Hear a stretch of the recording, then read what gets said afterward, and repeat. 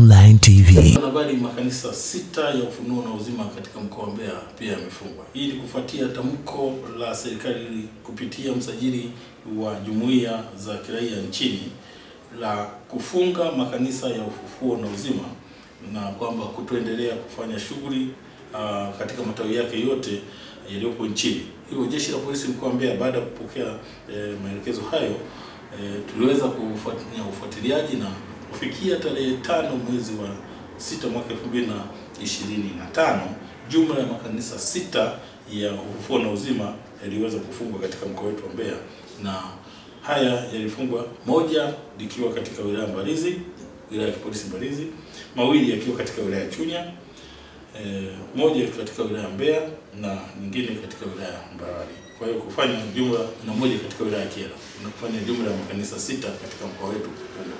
Lakini bado kufuatiliaji unaendelea kufanyika, na pindi tutakapobaini tutaweza kuhakikisha kuyafunga yote na kuweka ulinzi. Mpaka sasa hivi tumeweka ulinzi kuhakikisha kwamba hakuna shughuli zinazofanyika, na tumeshirikisha viongozi wa maeneo hayo ambako makanisa yamejengwa kuwataka wananchi na waumini kwa ujumla pamoja na viongozi wa dini wasifanye shughuli hii ya kuendesha shughuli za kidini katika makanisa haya. Ni kwamba mahakama ya wilaya ya Chunya imemhukumu kifungo cha maisha jela mtu mmoja anaitwa Joachim Joseph Rutebo, miaka 30, mkazi wa kijiji cha Rupatinga baada ya kupatikana na hatia kwa kosa la kumbaka mtoto wa miaka 4.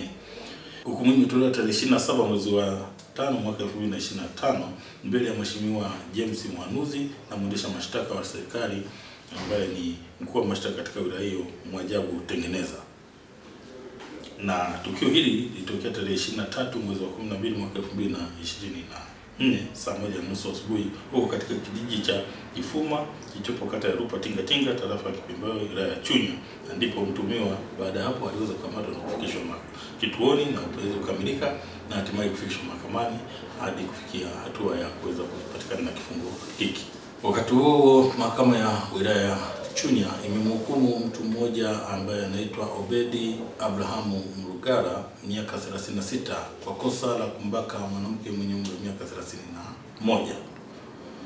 Mtumiwa amekamatwa na kufikishwa katika kituo cha polisi na hatimaye tarehe 27 mwezi wa 5 mwaka 2025 mbele ya Mheshimiwa James Mwanuzi, na kesi ikiongozwa na mwendesha mashtaka wa serikali ambaye anaitwa Mwajabu Tengeneza ambaye pia ni mkuu wa mashtaka katika wilaya hiyo. Waliweza kufikia hatima ya kumtia hatiani mtumiwa huyu baada ya ushahidi uliotolewa kujitosheleza. Mama na mafanikio hayo na shughuli zilizofanywa na jeshi la polisi, lakini pia zipo jitihada za kuzuia na kudhibiti ajali za barabarani katika mkoa wa Mbeya. Kwa hiyo kwa kipindi cha mwezi Mei mwaka 2025 jumla ya makosa ya ukiukaji wa sheria za usalama barabarani 7624 yaliweza kukamatwa. Kati ya hayo magari ni 6613 na pikipiki pamoja na bajaji ni 1011.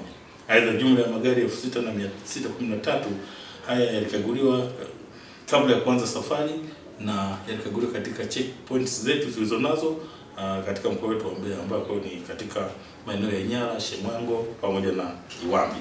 Pia jumla ya madereva wawili walifikishwa mahakamani kutokana na kukiuka sheria ya usalama barabarani kwa kuendesha vyombo vya moto kwa uzembe na kuhatarisha maisha ya watumiaji wengine wa barabara. Lakini pia madereva 8 hawa wamefungiwa leseni zao za udereva kutokana na makosa hatarishi ikiwemo kusababisha ajali, mwendo kasi na kuyapita magari mengine kwenye maeneo hatarishi yakiwemo maeneo ya miteremko na maeneo ya ambayo tunasema ni hatarishi, kwa mfano kwenye milima yetu ya Inyara na Mlima Nyoka, kwa maana ya long overtaking.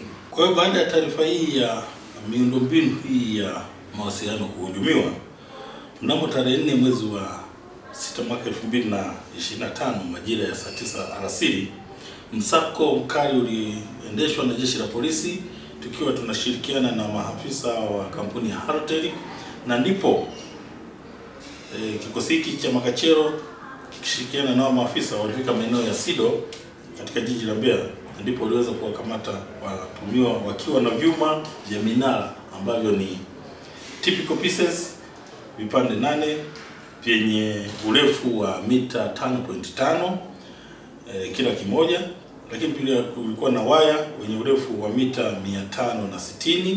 Vifaa hivyo vyote viliibiwa mnamo Juni tarehe 2 mwaka huu, na katika ufuatiliaji ilionekana vifaa hivyo viliibiwa vikiwa katika eneo lililokuwa limekwisha bainishwa na kampuni ya Airtel kwa ajili ya kusimika mnara kwa ajili ya kuongeza mawasiliano katika mawasiliano ya mji huu wa Mbeya na maeneo mengine.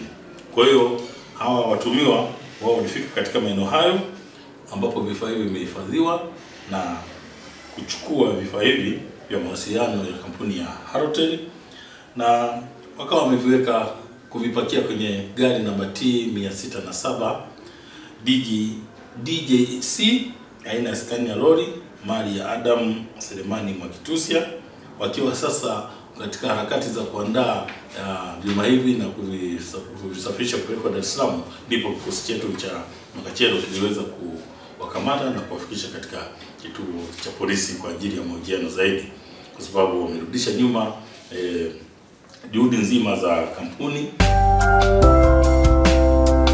KM Online TV.